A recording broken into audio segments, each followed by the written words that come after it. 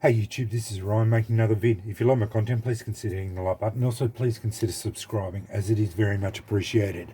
This is one I am late to the game, but I've wanted to do for a while. This is Flint and Steel Basics. I've been doing Flint and Steel for a while now, probably 12 months of dedicated practice, and I just wanted to share what I've learned over the last 12 months of my journey with it. I will say I learned my most of what I'm going to show here from Mark Hordon from BeaverBushcraft. I consider him an expert in the field of flint and steel, and I just wanted to thank him for basically opening my eyes to this wonderful hobby. I've taken this on as my preferred way of lighting fires, and I really enjoy the feel of sparking steel against stone. And I just wanted to show my appreciation of Mark for teaching me how to do this.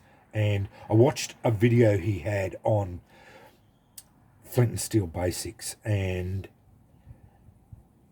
I adapted it slightly to my style, and that's what I encourage everyone to do. Don't take this as me telling you how to do it. This is what works for me, and you have to find out what works for you. I can show you how I do it and what works for me, and while probably many of these basic skills will transfer over to everyone, you have to work out how you feel and how you want to do it, because it's not going to all work out to be your style. You've got to develop your own style about doing these things, and that's what I've done.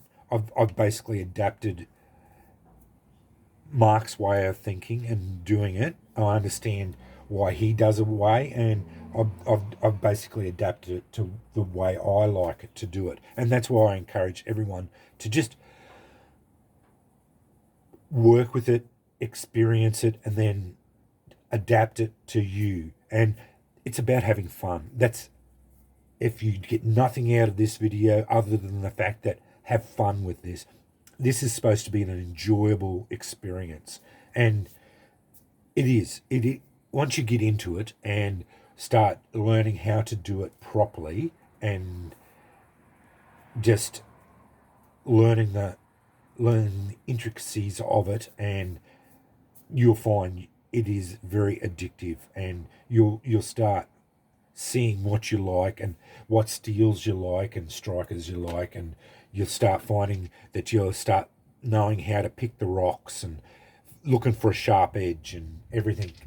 It just all comes down to just learning a little bit and then going with it, and you'll find you'll quickly get into it. But anyway, let's start off basically how to hold a steel.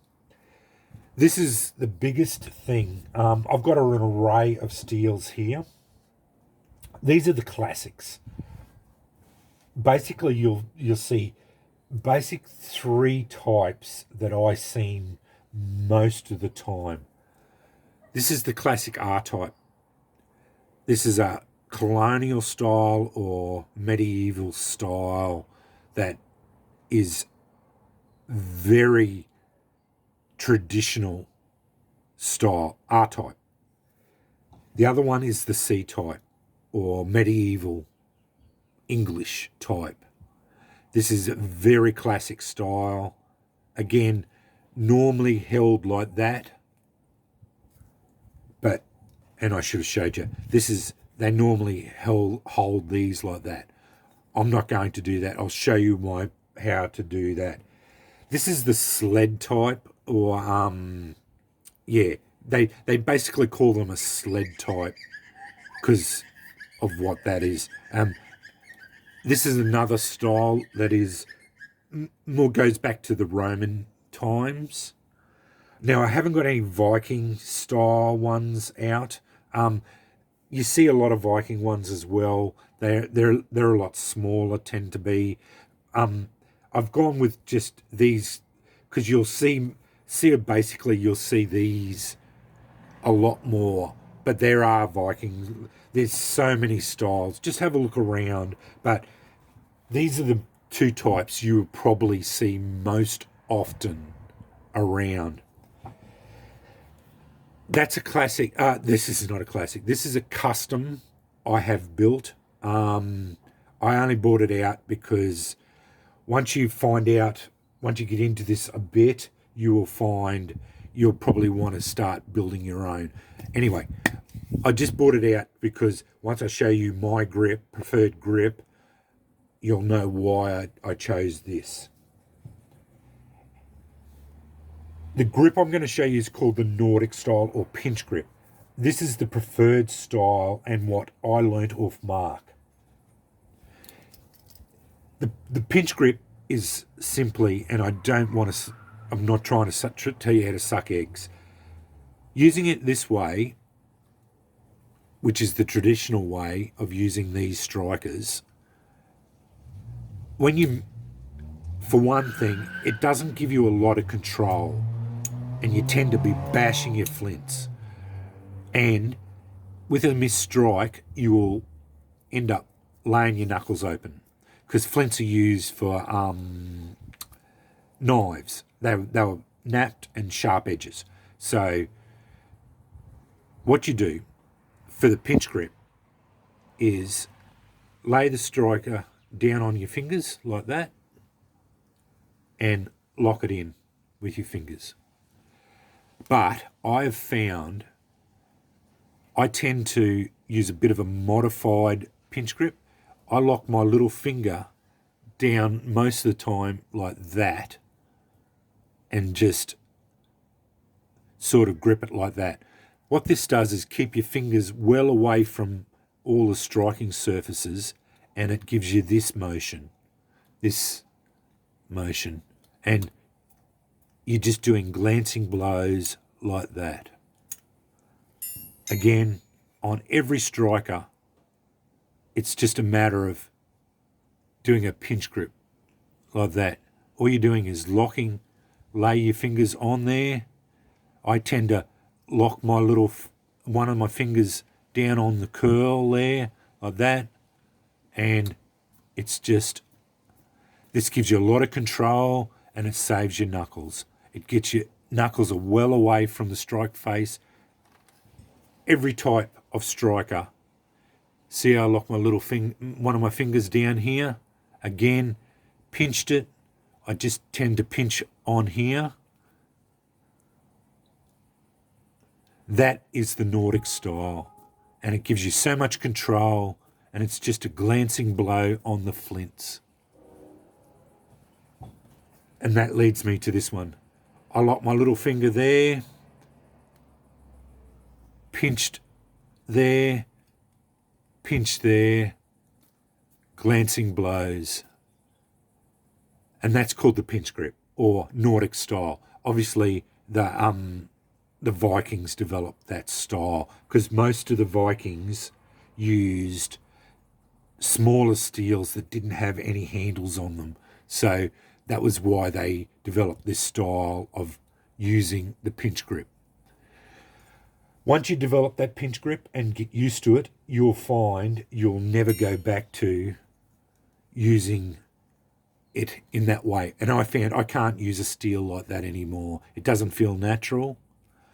I have found with this one, I tend to probably use it like that more than anything else. And I tend to just go like that. I only basically pinch it with two fingers and lock it in with one finger like that. But you'll find you'll never use these R-types like that. You'll always be using them like this. And that's the pinch grip. So, with your rocks, you're always looking for a sharp edge because and you want to get your rocks, and you only want a glancing blow. You don't have to do it hard, and it's just a glancing blow on a sharp edge, and that's developing really good.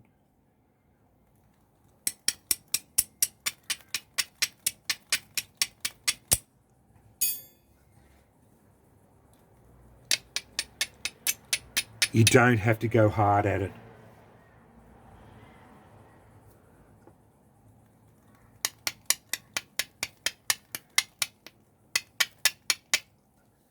Now, I've seen it, they say 45 degrees, but I tend to try to go as up to 90 degrees. But you just work the stone however you want until you get that sharp edge however you want. There's a really good sharp edge there.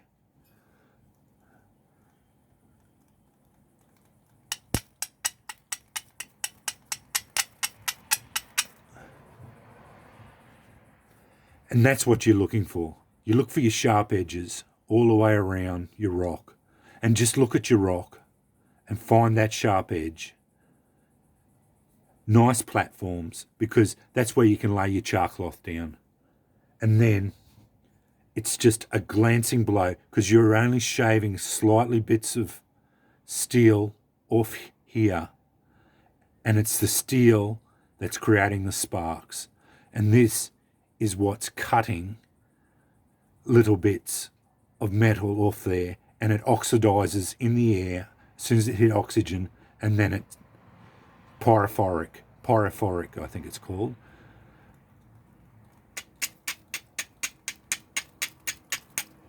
And that's giving you plenty of sparks there. Nice sharp edge. You do not have to go at it hard. I think I've shown every steel there.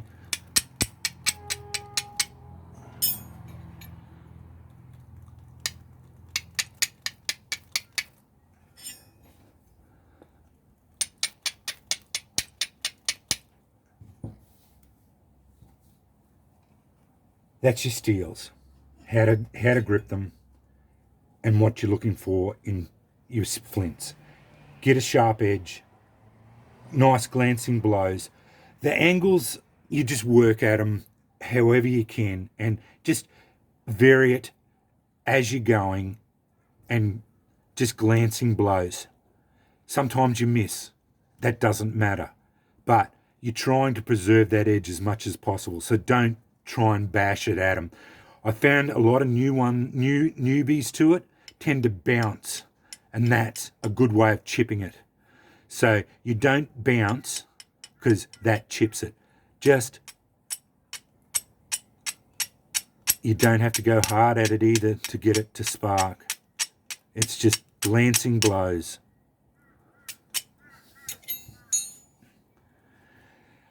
Next component, there's 3 components to it, is the char cloth. I prefer denim char cloth. Always rip my char cloth in half. It's another trick Mark taught me. See those raggedy edges? Lay the char cloth right there. Those raggedy edges are what catches sparks really easy. Now, quite often, I only just lay it down there and then drive a spark into it. I've got 1, 2, 3, 4, 5 catches there, just with a couple of strikes. I don't worry about one strike catches. If you can get them, they're fine, but I don't go for them. I've made a video about it. Please go and watch that.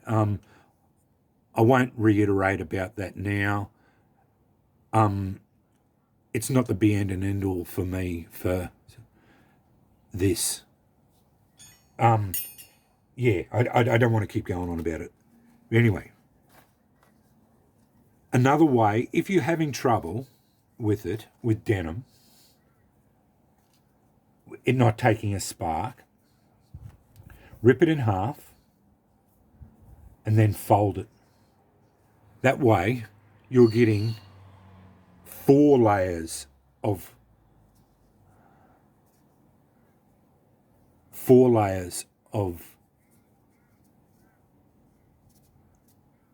and you put it just on the edge, but not to cover it. That's why you've got 4 layers there now to catch a spark.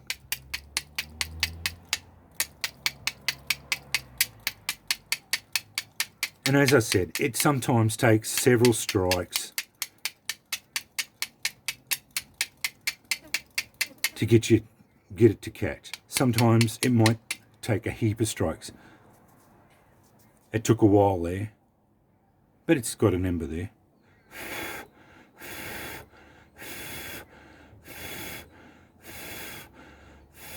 Sometimes it takes a bit of coaxing too to get it to go, but it's growing.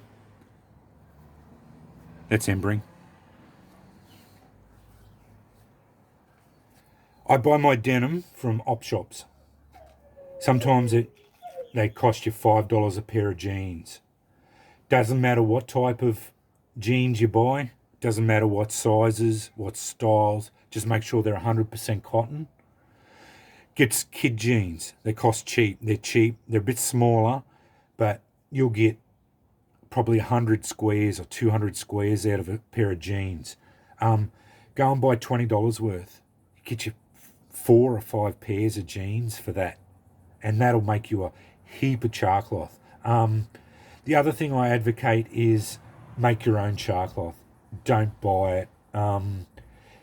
Maybe at first buy a couple of bags of char cloth. It's going to cost you a little bit of money because it is an expensive resource, but you can do it in your backyard. I have a tutorial on how to make char cloth in my video lists.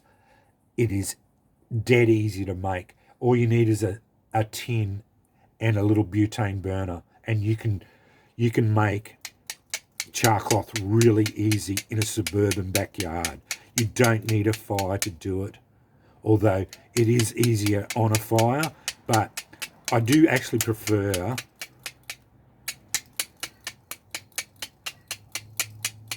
the butane burners for the simple fact that for some reason sometimes this char cloth, and it is a little bit old, so that's probably why it's not taking a spark so well. The butane burners give me a very even burn. There we go. Oh no, I was getting a bit excited.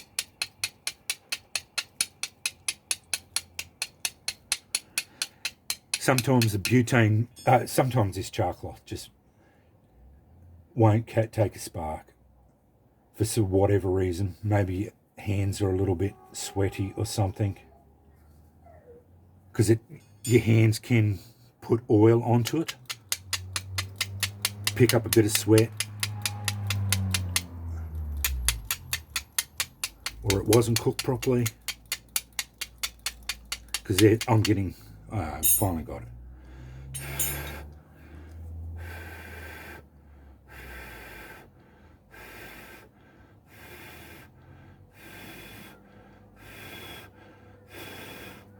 Char cloth does become less reactive as it gets older.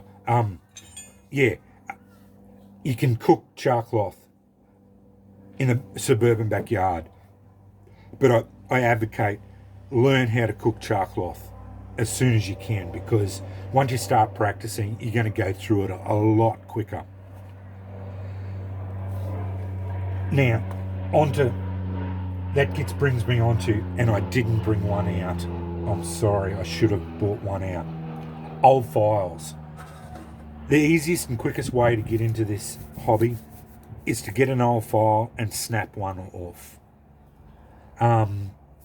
That's the easiest way of doing it. I will pause this and go and get one. I'm back.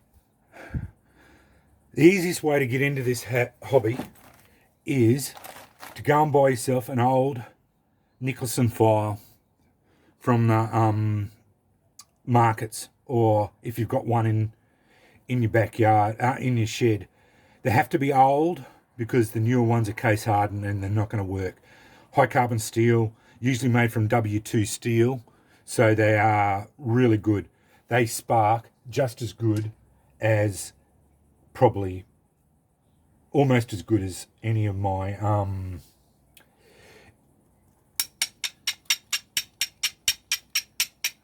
production.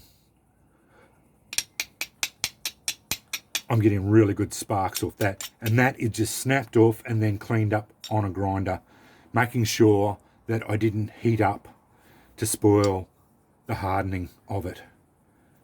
And that's just a Nicholson file, as it says there, Nicholson file, and it's snapped off, and I can get an ember with it, no dramas whatsoever.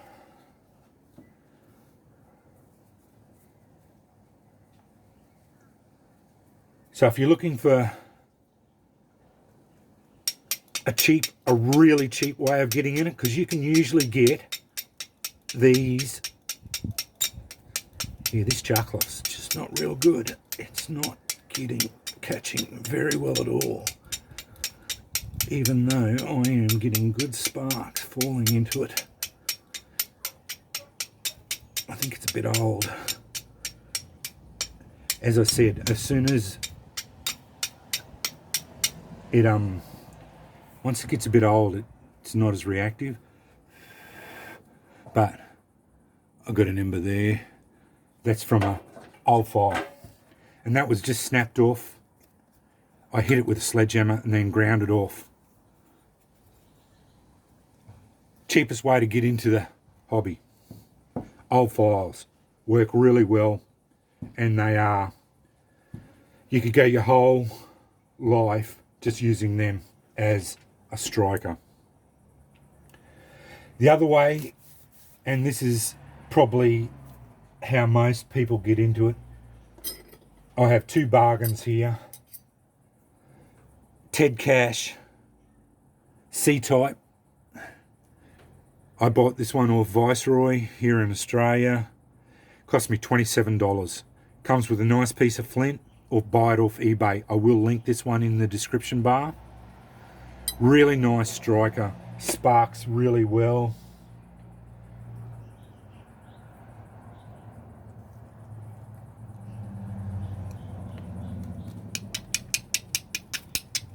No problems. Get onto a sharp edge. I've had several people buy these. I bought two myself. Always had success with them. They are really good. This is the other way of buying a good striker that doesn't cost a lot of money. The other one is off Etsy. This is Pereira Peris from Etsy, and it's a Roman sled type. It's $29 Aussie. Doesn't come with a flint, but it is a really good little striker. Again,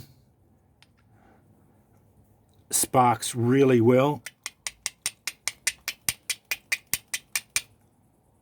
on a sharp edge. They do come from Germany off the top of my head, but they are very well priced. As you see, they spark really well. Again, I'll link that in the description bar. So if you were wanting to buy a production striker, those are the two I recommend, because I've had good success, really good success with this one. I've only bought one of these, but I actually bought two strikers, not only one of these and another type, a B type.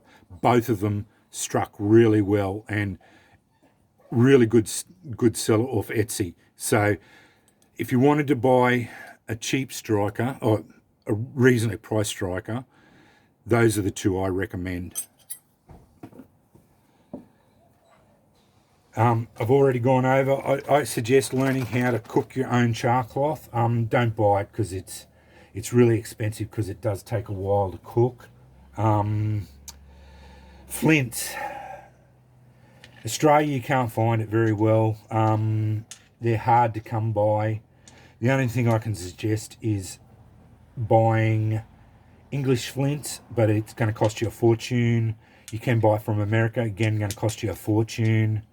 The last lot of American flints I bought cost me $70 to buy a kilo of it. You can buy Australian flint from Rocky Instincts for about a kilo. It's going to cost you about 25 bucks. So that's all I can suggest. He is a little bit spotty in his communication, and it does take a little bit to get to you. So I do suggest, if you want to get into this in a serious way, I would suggest getting a kilo of flints off Rocky Instincts. That'll allow you to practice. With a kilo of spoiled flints suitable for fire lighting, that will do you for a long time, because flints have got a finite lifespan. After, especially at the beginning, you're going to chip them out and your edges become rounded. You'll find they start to chip and blunten, and as soon as they start blunting, they don't spark as well. They just don't develop the same sparks as what a sharp edge is going to do. Like, it's as simple as that. So, and you'll find when you first start out, you will blunten. I found I blunted a whole piece of flint in one session just because of inexperience. So I would suggest, if you really want to do it, spend the $25 and get a kilo of flint, and that's a fair bit of flint. That'd probably be 2 kilos of flint in there, and that's lasted me for months. And I use it every night, so, and do all my demos with this. So yeah, I suggest buying a heap of, like, a kilo of flint and going from there if you want to really get into this. And yeah, you'll thank me later, because you will find you'll blunten flints really quickly, and you just don't have the ability to sharpen them up. And napping is it's a skill unto itself, and it takes years of practice. So in conclusion, I've gone through how to do the pinch grip. I've talked about the flints. I've talked about the char cloth. Have fun. It's a fun thing, and develop your own style. I've embraced this. I love it. I don't see that ever changing.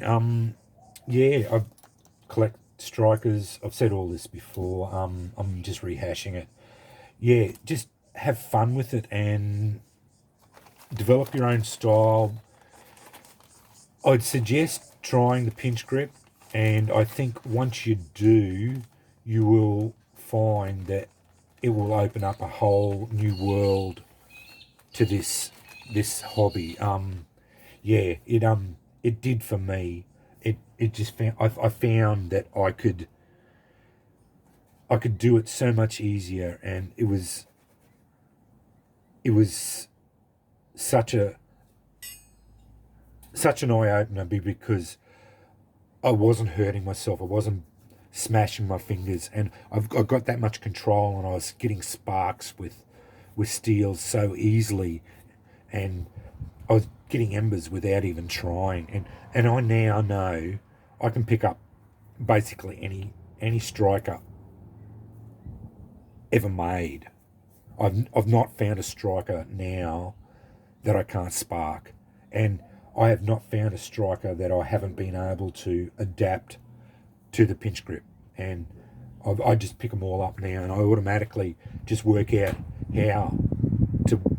how to do the pinch grip and go from there. And every one of them, I have not found one that I really can't do. I do have two that I struggle with the pinch grip. My titanium one is problematic, and I do have one C-type that is very thin, and it's really hard to grip on the pinch grip. But yeah, other than that, yeah, they're all very easy to use in the pinch grip, and you just go with it, you know, like especially with these ones, you have to use them in the pinch grip anyway, so that's as simple as that. But anyway, I hope this has been informative. This is mainly for my new subscribers, and I hope it's answered some of the questions as to why I do things. And I encourage you to find your own way, maybe adapt what you've seen here today, and just have fun with it and go with it and try it out, because once you get into this, I think you'll find it is very addictive. It's something that it's very tactile, and you get a lot of pleasure from it, and I find it cathartic, because I do this every night. I after tea, I'll come out here and I might spend 15 or 20 minutes just sparking stones, going through all my strikers. I'll pick a striker out of my collection and just light embers with it. But anyway, a bit of a long one, and I wanted to cover all of it anyway. So yeah, I hope you found it informative, and if you've got any questions, please do put them in the bottom of the description bar, in the comments sections, and I will try to answer them for you. Thanks for watching.